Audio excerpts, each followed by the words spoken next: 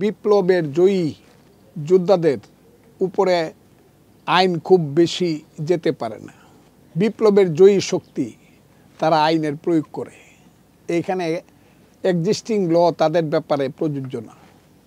কাজেই 5ই জুন থেকে 5ই আগস্ট এই 2 মাসের আন্দোলন সংগ্রামে ছাত্র জনতার যে সংগ্রাম, সেই সংগ্রামের যে বিজয়, সেই বিজয়ে বিচারপতি যারা ছিলেন, প্রধান বিচারপতি সহ, সেই বিজয়ের কাছে তারা মাথা নত করছে।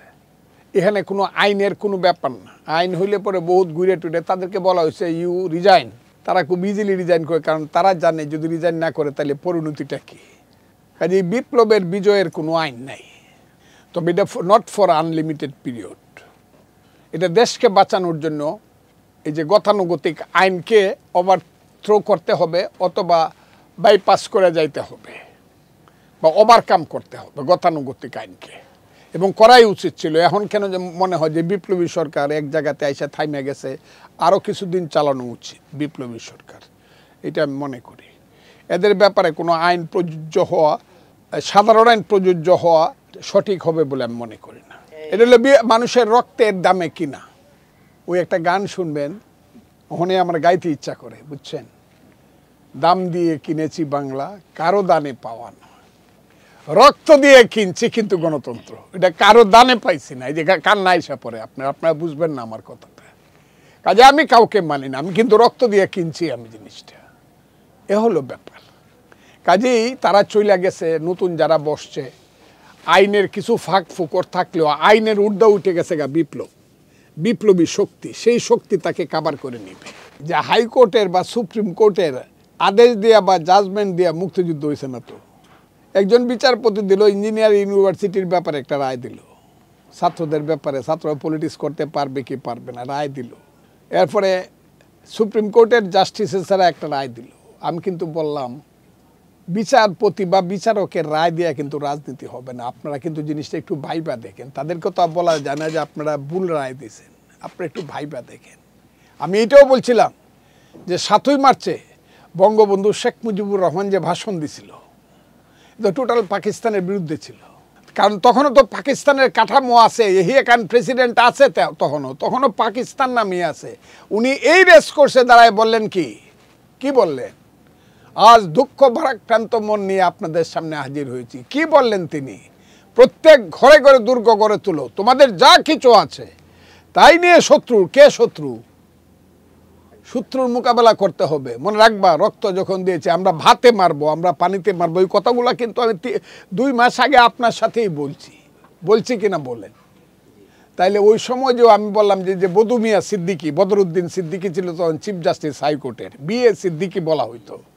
উনি যদি ওনার কোর্টে যদি কেউ ওই যে পাকিস্তানের পক্ষের জামাত বা মুসলিম লীগার বা পিডিপিরা যদি একটা রিট করিয়া কইতো উকিলরা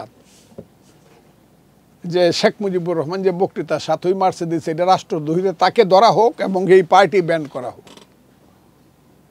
সেটা তো তারা করে নাই এবং ওইটা হওয়াও ছিল না, এবং হাইকোর্ট ওই রায়ও দেয় নাই। কিন্তু এইখানে কেন করছে তারা দলীয়ভাবে, আমি জানি না, আমার খুব কষ্ট লাগে বলতে, কারণ তারা যারা জাস্টিসে ছিলেন, যারা পদত্যাগ করে চলে গেছেন, আমার খুব খারাপ লাগে। এদের প্রায় প্রত্যেকেই আমার ছোট সহকর্মী ছিল, জুনিয়র সহকর্মী। ছোট, আমি মানুষ হিসাবে ছোট না, মানে আমার অনেক জুনিয়র সহকর্মী ছিল, যারা আমার সাথে একসাথে বৈশা মিটিং করতে পারতো না, তাদের সেই প্রোটোকল ছিল না। ওই দরজার সামনে বা একটু দরজার ভিতরে দাঁড়ায় থাকতো। তারা সব চিফ জাস্টিস ছিল। এদের ব্যাপারে কথা বলতে আমার কষ্ট লাগে। মানুষ হিসাবে খুব খারাপ ছিল তারা না, আমার মনে হয় না। কি অবস্থা তাকে খারাপ করছিল, ক্ষমতা তাদেরকে খারাপ করছিল। সেই কারণে আমি বলছি, আমি তাদের ব্যাপারে বেশি কথা বলতে চাই না। আমি তাদের ব্যাপারে, তারা কিন্তু জিনিসটা ঠিক করে নাই, সঠিক করে নাই, এবং সঠিক করে না বলে এটা পরিণতি হয়েছে। এটা এই দেশে যা হবে এটা পৃথিবীতে আগে কেউ দেখে নাই। আমি শুধু একটা উদাহরণ দিই আপনাকে। 1612 খ্রিস্টাব্দে সেনাপতি ইসলাম কা, মুঘল সেনাপতি ইসলাম কা পাঠানদেরকে যুদ্ধ, উসমান কাকে পরাজিত করে, মুসা কাকে পরাজিত করে সোনারগাঁও রাজধানী আনলো ঢাকায়, বুড়িগঙ্গার পারে। সোনারগাঁ ছিল শীতলক্ষ্যার পারে, আনলো বুড়িগঙ্গার পারে।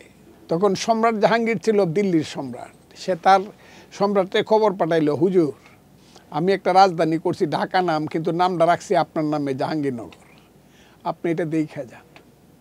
জাহাঙ্গীর বজরা বাইয়া, তখন তো আর ট্রেন এরোপ্লেন ছিল না যে উড়ে আইসা পড়বো 2 ঘন্টা, না 22 দিন বজরা বাইয়া জাহাঙ্গীর ঢাকা দেখতে আসলো, তার নামে রাজধানী।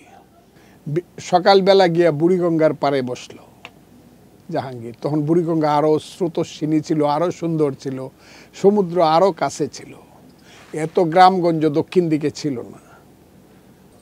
800 বছর আগে, 1612 তো 800 বছর আগে এত গ্রামগঞ্জ ছিল না। দেখলো নদীর পানি উত্তর দিকে যাইতেছে। বিকালবেলা গিয়ে জাহাঙ্গীর আবার সেই বুড়িগঙ্গার পাড়ে বসলেন। এই যে পোস্তা ছিল রাজধানীর, এখানে নবাব বসত, পোস্তা, নট পোস্তাগুলা, পোস্তা একটা জায়গা আছে পুরান ঢাকার, লালবাগের কাছে। আবার গিয়ে বসলেন, দেখলেন নদীর পানি দক্ষিণ দিকে যাচ্ছে। সম্রাট জাহাঙ্গীর খুব অবাক হয়ে তার সেনাপতি ইসলাম কাকে জিজ্ঞাসা করলো, ইয়া ক্যা হে?